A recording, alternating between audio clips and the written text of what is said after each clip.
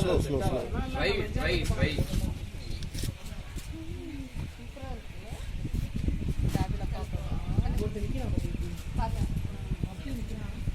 உங்களுக்கு வரல என்ன காரணம்? அதில் வரணுமே. வா வாங்கி வா போய் பாரு, அப்பாட்ட போய் பாரு.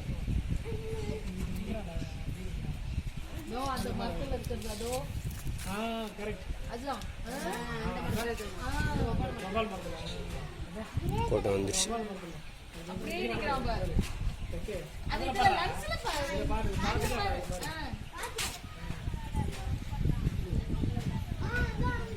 எப்படி நிக்குது?